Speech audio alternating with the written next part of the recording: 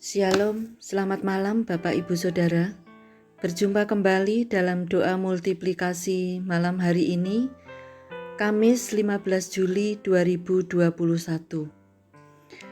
Renungan malam hari ini berjudul Indah pada Waktunya. Ayatnya diambil dari Kitab Pengkhotbah pasal 3 ayat 11. Mari kita baca bersama. Pengkhotbah 3 ayat 11. Ia membuat segala sesuatu indah pada waktunya, bahkan ia memberikan kekekalan dalam hati mereka. Tetapi manusia tidak dapat menyelami pekerjaan yang dilakukan Allah dari awal sampai akhir. Indah pada waktunya. Siapa yang belum pernah mendengar kalimat ini? Saya yakin semuanya sudah pernah. Lewat lagu rohani kita sering mendengar kalimat ini. Lewat khotbah di gereja, lewat pembacaan Alkitab, kita mendengar dan menjumpai kalimat ini. Bahkan sering juga kita mendengar dalam percakapan sehari-hari. Bapak Ibu Saudara, mungkin saat ini kita ada dalam situasi yang tidak enak. Kita sedang terhimpit, tertekan dengan berbagai permasalahan yang ada. Kita sedang mengalami sakit atau kelemahan tubuh, sedang mengalami masalah ekonomi, bahkan mungkin sedang mengalami intimidasi dan tekanan. Jadi sepertinya indah pada waktunya hanya ada di dalam angan-angan kita.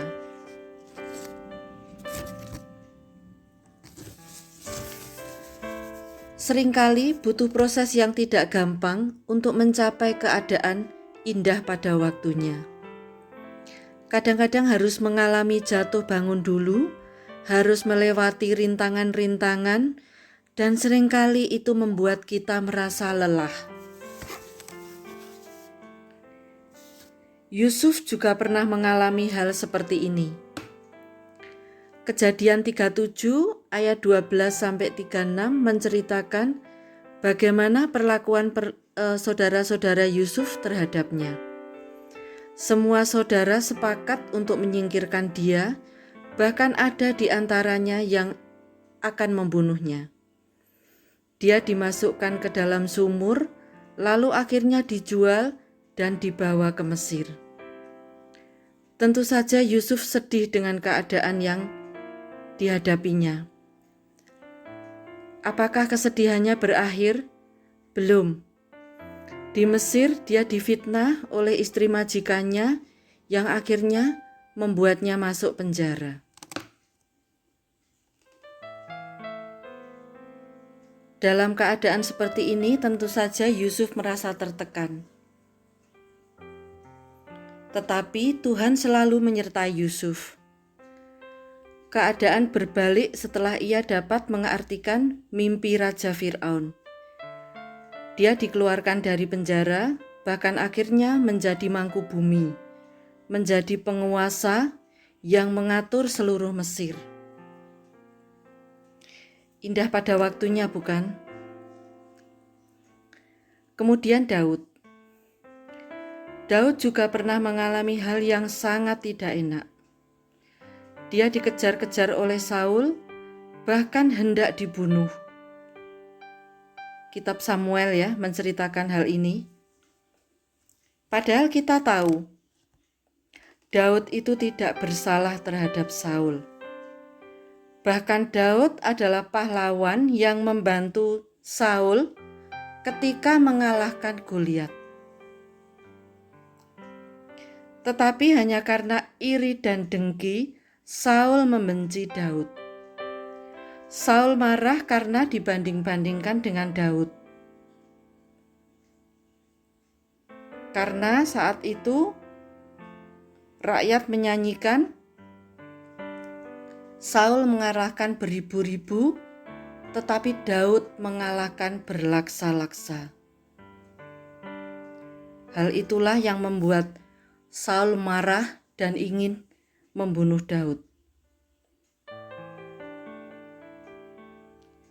Saat itu Daud pasti juga mengalami tekanan yang luar biasa. Dia harus sembunyi dari satu tempat ke tempat yang lain untuk menghindar dari Saul. Sampai pada akhirnya keadaan berubah. Karena Tuhan membalikkan keadaan. Dia menggantikan Saul menjadi raja. Dan Tuhan sangat-sangat mengasihi Daud. Daud juga mengalami keadaan indah pada waktunya. Contoh yang lain adalah Hana. Dalam kitab Samuel diceritakan, suami Hana kan mempunyai 2 istri, yaitu Hana sendiri dan Penina.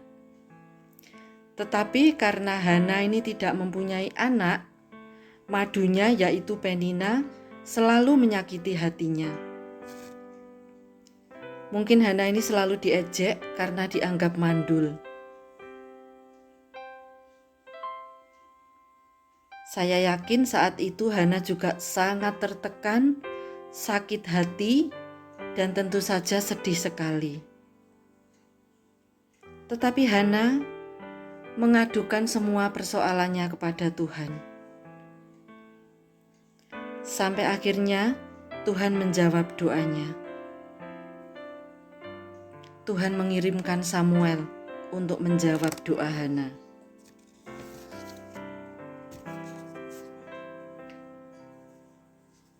Sebagian dari kita mungkin sudah pernah atau sedang mengalami kondisi indah pada waktunya. Mendapat sesuatu yang diinginkan mungkin, tercapai apa yang dicita-citakan mungkin, atau mengalami suatu keadaan yang nyaman, serba berkecukupan, bahagia, dan sebagainya. Tetapi mungkin ada sebagian lagi yang sedang mencari atau menuju keadaan indah pada waktunya, tetapi belum mendapat atau belum sampai pada keadaan ini. Bapak, Ibu, Saudara, jangan putus asa dan hilang pengharapan.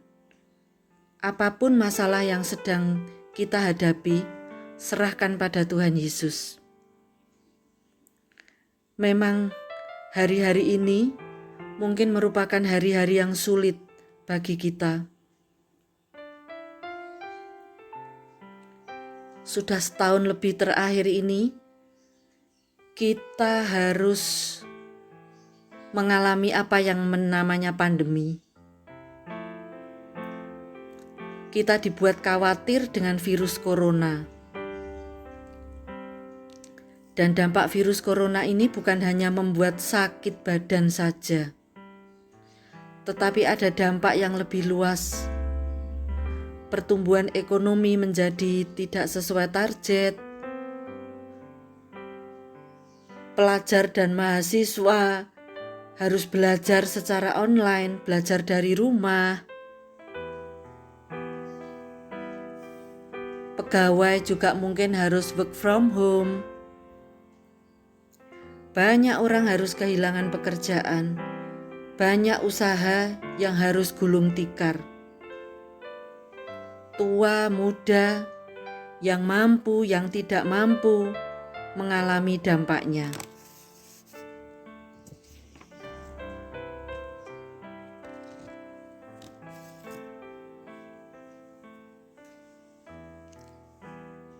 Kadang-kadang kita juga membandingkan diri kita dengan orang lain. Orang lain kok enak ya, aku kok tidak enak. Orang lain kok sukses ya, aku kok terpuruk. Orang lain kok bahagia ya, aku kok susah.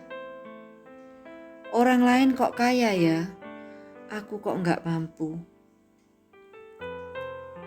Jangan menganggap rumput tetangga lebih hijau, saudara.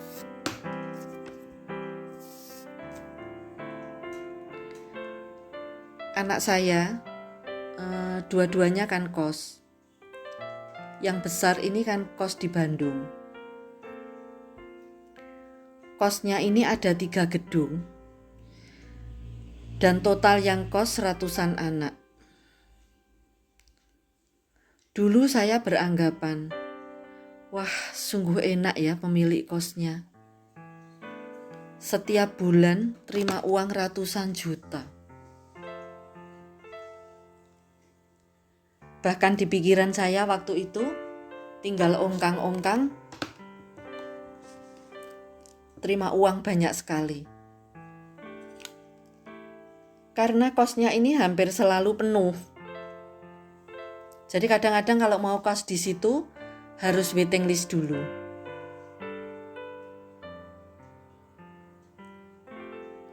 Tetapi dengan adanya pandemi ini, apa yang terjadi, saudara?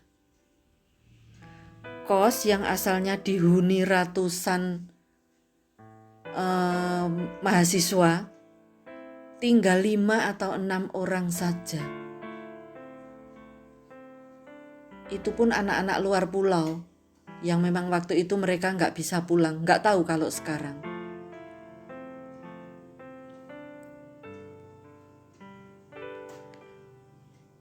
Bagaimana kalau ternyata pemilik kos itu masih KPR? Tentu saja keadaan yang dialami bukan keadaan menyenangkan seperti yang saya bayangkan waktu itu. Tetapi ini adalah kenyataan sulit yang harus dihadapi. Dia harus memikirkan cicilan sementara pemasukan tidak ada. Dari sini saya belajar bahwa kita punya porsi dan bagian sendiri-sendiri. Apa yang kita lihat enak, belum tentu enak bagi yang mengalami. Bahasa Jawanya sawang sinawang itu loh saudara. Kayaknya kita ngelihat orang itu enak, padahal orang itu ternyata merasa tidak enak.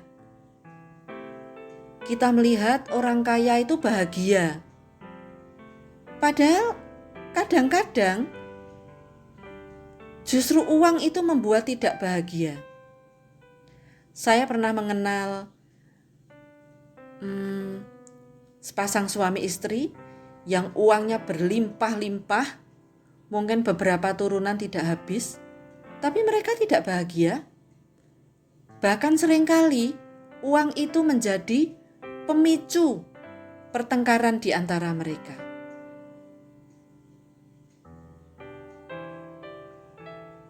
Karena itu mari kita belajar. Apapun masalah yang sedang kita hadapi saat ini, jangan pernah berhenti berharap kepada Tuhan Yesus. Karena kita tahu bahwa Dia adalah Allah yang sanggup melakukan apapun yang tidak mungkin, sanggup melakukan hal-hal yang mustahil. Kita tahu kan? Dari firman yang setiap hari kita baca, Tuhan Yesus banyak sekali melakukan mukjizat, banyak sekali melakukan hal-hal besar yang di luar nalar kita.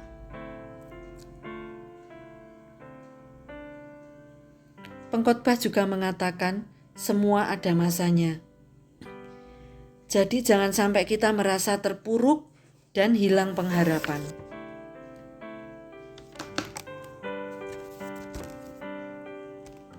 Kalau kita saat ini sedih, nanti pasti kita akan mengalami senang.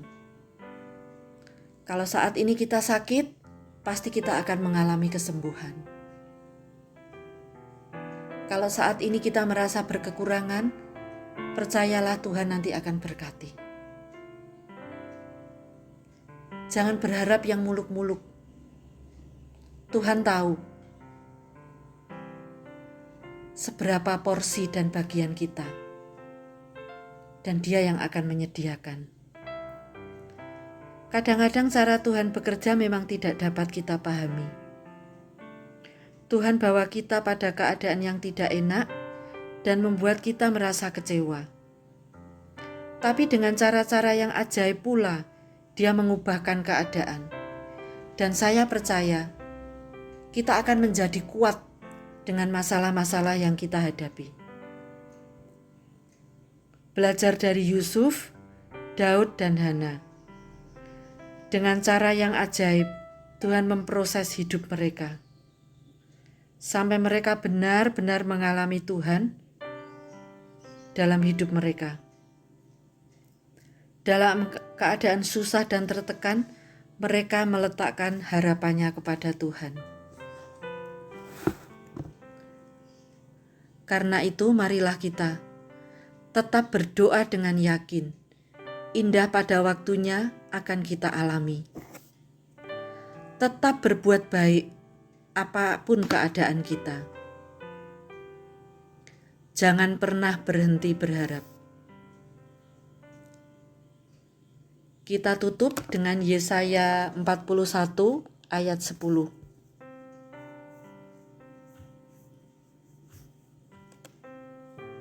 Yesaya 41 ayat 10. Janganlah takut, sebab aku menyertai engkau. Janganlah bimbang, sebab aku ini Allahmu. Aku akan meneguhkan, bahkan akan menolong engkau. Aku akan memegang engkau dengan tangan kananku yang membawa kemenangan. Amin. Tuhan berkati.